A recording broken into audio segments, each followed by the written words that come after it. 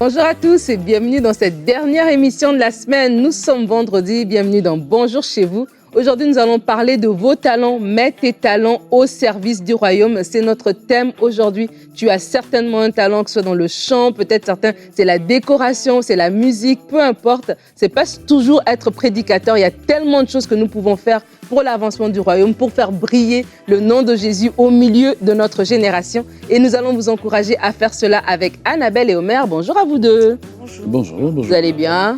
Oui, très bien. Tranquille, hein, pour un vendredi, je vous trouve très tranquille aujourd'hui. Les talents vont sortir bientôt. C'est bon. Lesquels, on ne sait pas encore. C'est clair. Mais dans la deuxième partie d'émission, par contre, un talent dont on sait, c'est Gordon, que vous connaissez, Gordon Zamor, qui est sur Prière Inspirée. On voit son talent. Il va parler de ses talents de cuisinier. Peut-être. Mais il va en faire un beau témoignage qu'il fait. Il a dit, il a mis ses talents au service des hommes et aujourd'hui, il les met évidemment au service du royaume, au service de Dieu. Un très beau témoignage inspirant, je crois, pour chacun d'entre nous, peu importe à l'âge à laquelle on est rendu, de se dire, tiens, est-ce que ce que Dieu m'a donné, je le mets au service du royaume? On va découvrir ce témoignage en deuxième partie d'émission. Mais pour le moment, on va commencer avec Annabelle dans la pensée du jour.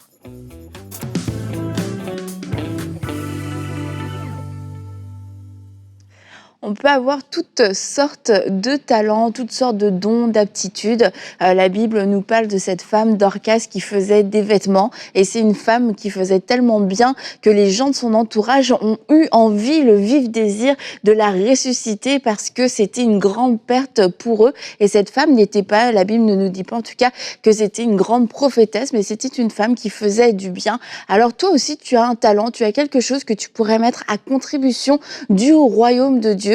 Et ça ne veut pas dire que tu dois changer de métier, ça ne veut pas dire que tu dois tout faire gratuitement, mais ça veut dire qu'il y a une partie de ton talent qui doit servir au royaume de Dieu. Pourquoi? Parce que c'est Dieu qui t'a donné ce talent, c'est Dieu qui t'a donné cette aptitude. Et peut-être qu'aujourd'hui, tu t'en sers juste pour un travail, tu t'en sers que pour des choses qui ne changent rien au monde. Et est-ce que tu as déjà pris le temps de te dire, mais est-ce que ce talent, il y a quelque chose, il y a une façon dont je l'utilise qui fait que le royaume de Dieu avance, même juste un tout petit peu. Alors peut-être juste parce que tu as sous-estimé ce que tu avais reçu, tu t'es dit que ça n'en valait pas la peine, mais pourtant avec ce talent, tu as un travail. Et par exemple, si tu as peut-être une aptitude au niveau de la comptabilité, demande-toi, est-ce que mon église a besoin d'aide pour la comptabilité? Tous les pasteurs ne sont pas comptables. Pour certains, c'est même très difficile d'avoir une comptabilité à jour. Peut-être que toi, ton talent, c'est plus au niveau de l'habillement, tu as du style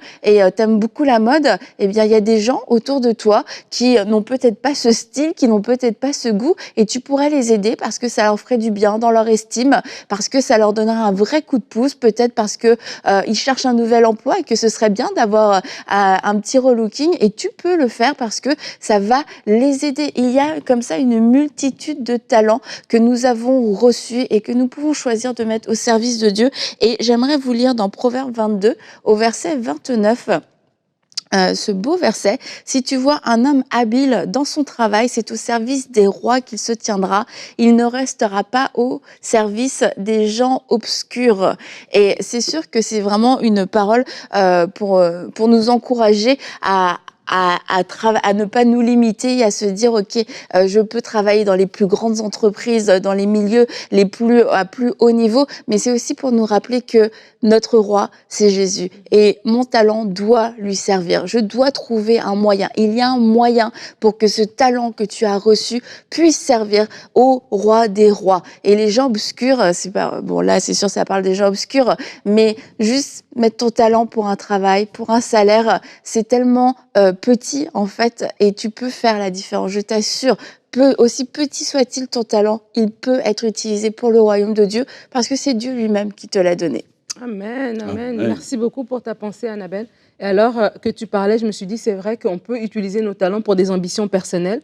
Et parce que, bon, voilà, il faut bien vivre. Et on a un talent, on veut le développer. Et peut-être que justement, oui, dans ces ambitions personnelles-là, ça peut nous amener vers des gens qui peuvent nous donner comment dire, l'exposition qu'on a besoin pour que ce talent puisse être vu des autres et tout ça, mais de se rappeler que ce talent nous a été donné par Dieu et de se dire en tant qu'enfant de Dieu, Seigneur, est-ce que tu as besoin de moi? Qu'est-ce que je peux faire pour toi? Et ça ne veut pas dire qu'on lâche son travail, ça ne veut pas dire que vous quittez le milieu séculier dans lequel vous êtes, vous devez briller où vous êtes justement, mais se dire, tiens, alors que je fais cette chose-là, ça peut être une maîtresse d'école, tu peux être un prof à l'école, mais tu es un prof différent. Et nous-mêmes, en grandissant, on a su que des fois, on avait eu des professeurs qui, au-delà de faire juste leur travail, ils avaient de la bienveillance. Ils te parlaient d'une façon qui t'encourageait à te développer. Donc, ça veut dire que tu peux être un prof d'école, mais tu as une écoute particulière, tu portes la gloire de Dieu avec toi. Donc, ça veut dire que tu fais ton travail de façon particulière. Tu peux être un garagiste, mais après, tu fais ton travail de garagiste, tu le fais bien. Mais ce talent-là, comme tu dis, soit au niveau de ton travail, tu fais briller le Seigneur, mais tu peux aussi ramener ça dans ton église locale,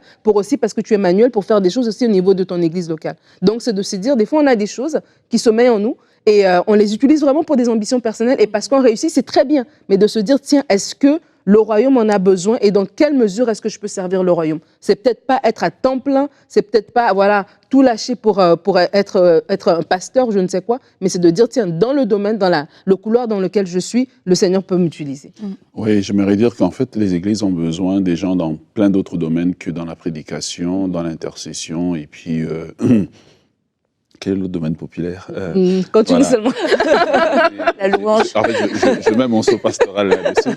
Les églises en ont besoin. Et j'aimerais dire aux gens, je crois qu'il y a un terme qui est en train de rentrer dans l'église aujourd'hui, c'est le terme bénévole.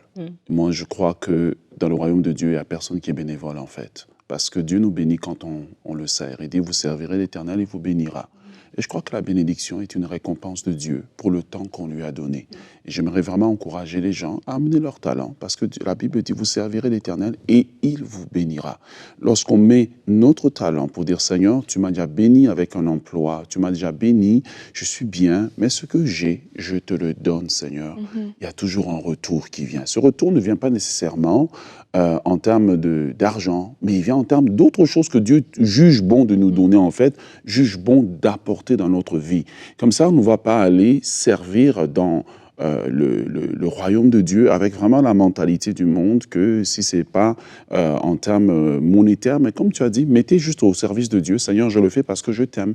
Et Dieu lui-même saura comment est-ce qu'il faut vraiment s'occuper de nous. Et voilà, j'aimerais vraiment encourager chacun d'entre nous parce que le royaume de Dieu a besoin de vous. Est-ce que vous allez vous lever et le servir? Moi, j'ai entendu déjà j'ai vu plusieurs témoignages de personnes qui, par manque de temps, par manque aussi quelquefois d'envie, ne voulaient pas donner plus ou ne voulaient pas faire plus pour leur église ou pour l'œuvre de Dieu en général, parce que on a tous des vies occupées. Et puis un jour, ils se sont dit, ok, quand même, je vais le faire. Leur cœur était travaillé. Et dans plusieurs cas, j'ai vu des gens qui ont eu des déblocages. Ils ont eu des promotions, une maison qui a été vendue, un dossier qui était bloqué. Et en fait, c'est des choses comme ça. Tu te dis, c'est comme disait Omer, c'est que il y a un retour sur investissement. C'est pas, on le fait pas pour ça, mais le fait de pouvoir se mettre au service de Dieu et de lui faire confiance de cette façon-là, en fait, on va voir que ça va avoir des impacts positifs sur notre vie. Et on a quelquefois cette retenue de donner notre talent à Dieu pour le service, parce qu'on se dit, je vais encore perdre du temps, ça va encore me demander de l'énergie. Mais en fait, Dieu, dans sa bonté, il arrose largement ce service. Et toi, tu as l'impression que tu vas donner 2 heures, mais en fait, Dieu va t'en faire gagner 10 parce qu'il s'est occupé d'un dossier qui allait te prendre plein de temps. Et c'est d'avoir se rappeler, d'avoir cette mentalité à la fois de foi en Dieu, mais aussi cette mentalité de service. On n'est pas venu sur cette terre pour se servir et pour juste profiter de ce que Dieu nous a donné. Nous aussi, on a quelque chose à donner, et autant je suis pour le bien-être et l'équilibre, comme vous le savez, mais je crois que aussi c'est bon de servir Dieu, et que oui, servir Dieu, quelquefois, ça demande un sacrifice. Et quand on a un talent, et là par rapport peut-être plus à l'église locale, quelquefois je trouve ça dommage parce qu'on a des gens les plus compétents dans l'église, mais qui refusent de mettre leurs compétences de haut niveau au service de l'église parce qu'ils ont déjà tout donné ailleurs. Et après, comme on le dit, on ne demande pas aux gens de changer de travail et de tout abandonner. Mais quelquefois, juste tu fais 1 heure de formation dans la semaine, en fait, tu vas former d'autres gens compétents, et ça va avoir un impact impact, a un impact sur l'évangile, et de pas être égoïste en fait avec ce que Dieu nous a donné, et de pouvoir le partager, et par la formation, par le temps, et aussi par l'exercice de notre don. Et David était une personne très occupée, hein, très occupée, avec déjà une grande famille à gérer, et puis il avait toutes les guerres qui menaient à gauche, à droite. Mais un jour, il a eu à cœur de faire un peu plus. Et ce qu'on demande aux gens, c'est de faire un peu plus. Il a eu à cœur de faire un peu plus, et dès qu'il a eu juste l'intention, Dieu est venu lui dire: puisque tu as eu l'intention de me bâtir un temple, de t'occuper de moi, de t'occuper de mon royaume, de t'occuper de mon œuvre, Dieu dit: je te bâtirai une maison. Dieu est entré dans les affaires de David parce que David est entré dans les affaires de Dieu. Et vraiment, j'aimerais vous encourager. Vous ne pouvez pas savoir de quoi vous vous privez lorsque vous retenez le talent, le don que Dieu vous a donné. La Bible va dire qu'attend qu'on n'a pas reçu. Et on a eu cette conversation, Mère, toi et moi, par rapport au terme bénévole, ouvrier dans l'Église et tout ça. Parce que quand on vient même avec une mentalité « je suis bénévole », c'est en mode « ben voilà, je te donne cette heure-là et c'est une heure ». Parce que j'ai l'impression, je sais que mon heure vaut autant d'argent en fait. Et parce que je n'ai pas le retour monétaire, je me prive, je compte déjà le temps que je te donne. Mais lorsque je viens avec la mentalité « je suis ouvrier », ça veut dire que je travaille avec Dieu. Ça veut dire que dans la sphère, le domaine dans lequel le Seigneur me donne, je suis en train de me donner pleinement. Et avoir la mentalité d'ouvrier, pour moi, dans ma tête, c'est comme se dire, comme la Bible dit que quand Jésus a dit que voilà, il y a le champ, il y a la moisson, priez le Père qu'il envoie des ouvriers. Ben Seigneur, je suis cet ouvrier qui vient, qui va donner mon talent. Peut-être je travaille en RH dans ma vie de tous les jours. Ben j'arrive à l'église, je peux voir, ok, comment est-ce qu'on peut restructurer les choses, comment est-ce qu'on peut restructurer les départements, etc. Peut-être, comme tu as dit, par rapport à la comptabilité, ben je donne ce talent-là à l'église pour 1 heure, pour 2 heures, peu importe le temps que je peux donner, mais je donne le meilleur en fait. Et je crois que lorsqu'on a cette optique, Dieu se sert de nous en fait. Et même ce qu'on va faire dans l'église locale, ou ce qu'on va faire même de façon bénévole, j'ai envie de dire, dans notre association, peu importe, de façon gratuite, Dieu va nous bénir aussi dans notre travail de tous les jours. Parce qu'il y a des choses qu'on va apprendre quand on va être en train de travailler dans l'église, ou en train de travailler pour notre prochain, qui vont nous aider aussi dans notre travail de tous les jours. Et vraiment de se dire, Dieu a mis quelque chose en nous, il nous l'a donné gratuitement. Vraiment, il y a des gens qui ont une capacité de faire, que ce soit la déco, que ce soit la pâtisserie, que ce soit les vêtements. Il y a des gens qui ont vraiment un talent, c'est naturel en eux. Bien sûr, ils le travaillent, ils le développent,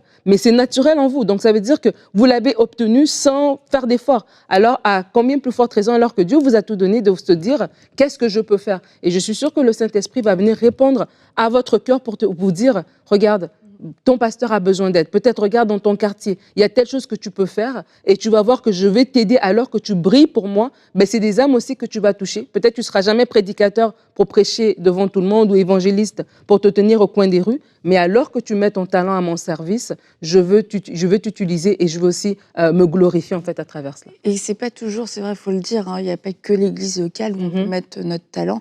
Moi, je pense à mon beau-frère qui bricole, il fait plus que bricoler d'ailleurs. Et une fois, je lui ai dit, mais ce serait quoi ton rêve? Il dit, ce serait d'avoir une camionnette et d'aller aider tous les gens qui ont besoin, installer un robinet, une douche et tout. Commence par moi. Je te fais un appel. Mais en fait, et lui, dès qu'il entend, je sais pas, genre une mère monoparentale, un truc comme ça, en fait, il va aller aider pour ce genre de choses, parce qu'il se dit, tu vois, c'est ce que je peux bien le faire, et ça va tellement aider cette personne. Et tu parlais dans les quartiers, j'ai entendu il y a pas longtemps quelqu'un qui allait ouvrir comme un espèce de garage de voitures un peu communautaire, je sais pas trop, parce que aussi pour des personnes à faible revenu, mais aussi des femmes seules qui souvent se font avoir avec des diagnostics pas possibles, des réparations. Donc voilà, c'est autant de façons où on peut mettre notre talent au service de Dieu pour gagner des âmes, aider nos frères et sœurs et aider l'Église. Et dès que c'est au service de Dieu, et ça je le répète, Dieu rentre dans l'affaire en fait. Et puisque tu as eu à cœur les autres, puisque tu as eu à cœur de faire du bien, moi aussi Dieu, je veux te faire du bien, je veux m'occuper de toi. Et ça c'est vraiment le message qu'on veut passer aux gens, que ce soit dans l'église locale ou dans quelque chose que Dieu vous a mis à cœur. Tant que c'est Dieu qui est en avant, il va rentrer dans vos affaires, il va s'occuper de vous. Amen. C'est gratifiant de servir le Seigneur, c'est gratifiant de mettre notre talent à son service. Et on va découvrir justement le témoignage de Gordon dans la rubrique « C'est mon histoire ».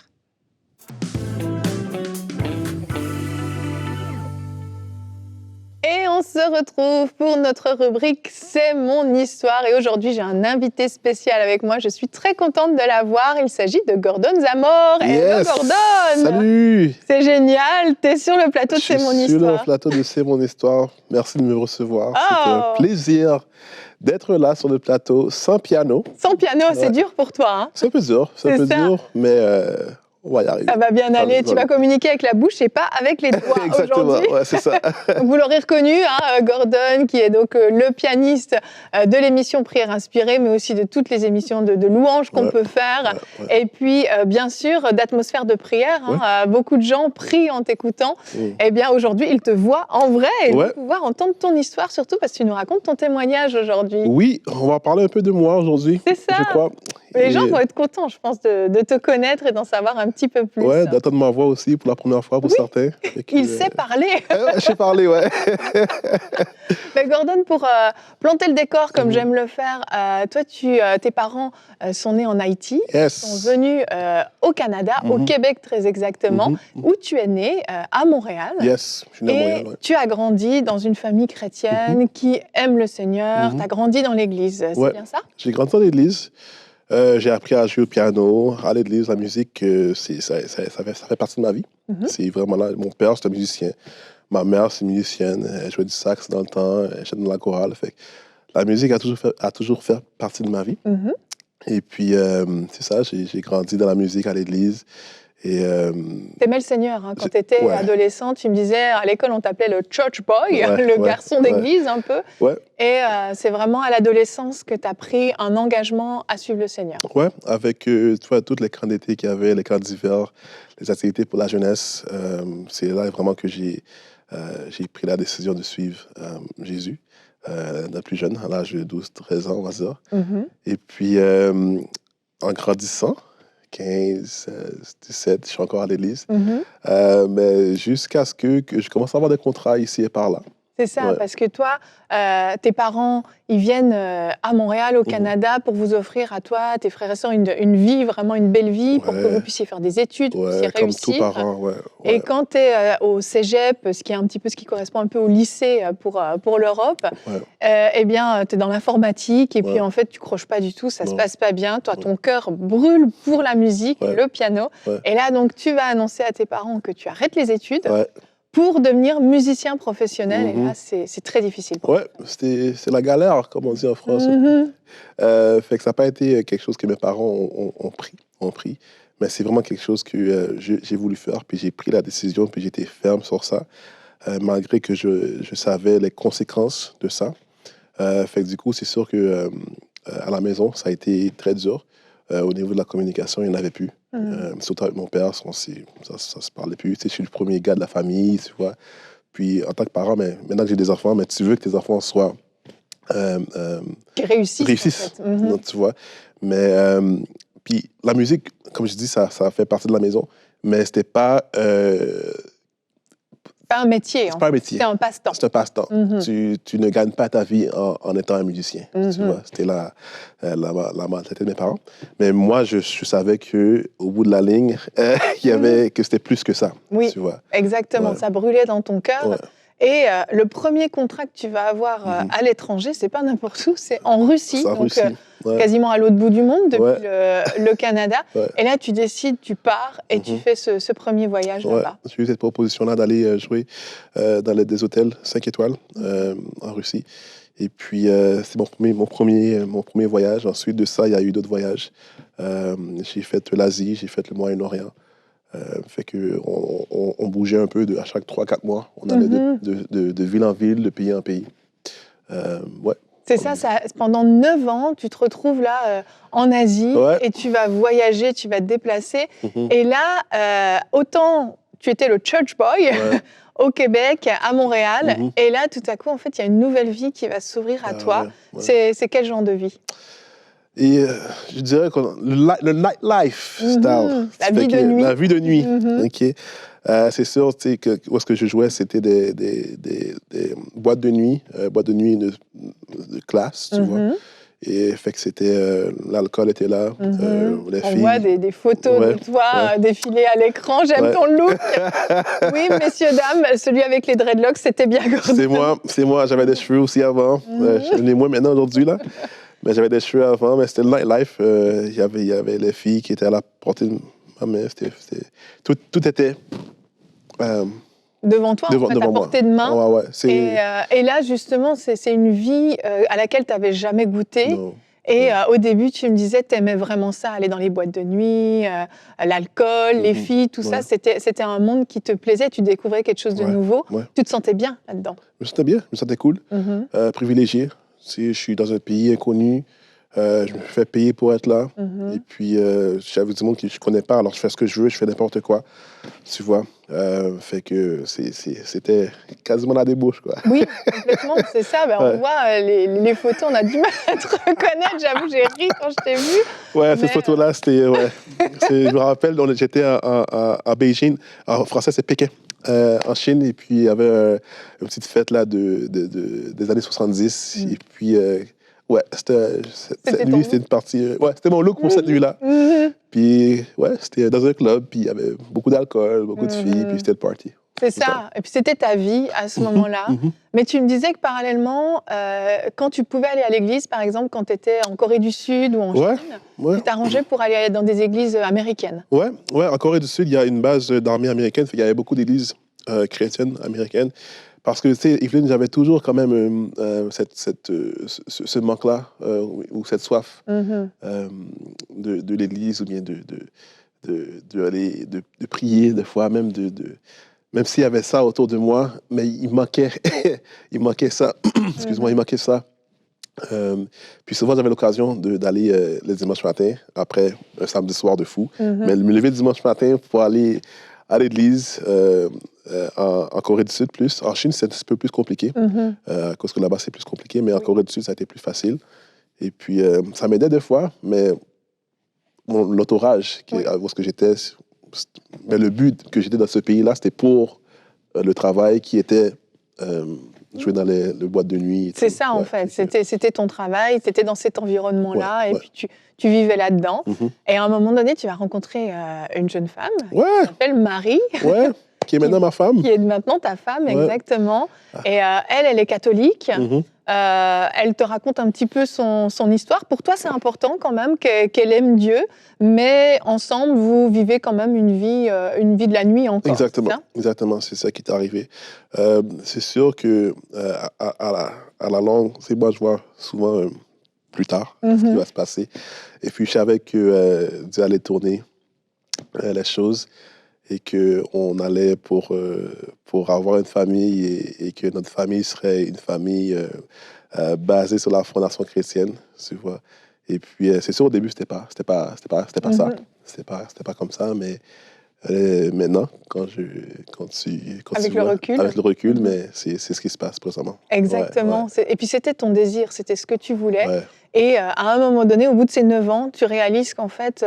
tout ça, c'est vide de sens, c'est creux, tu te sens plus du tout à ta place quand tu es dans les clubs, les boîtes de nuit. Non, c'est sûr, quand tu es là-bas, tu es comme, qu'est-ce que je fais là?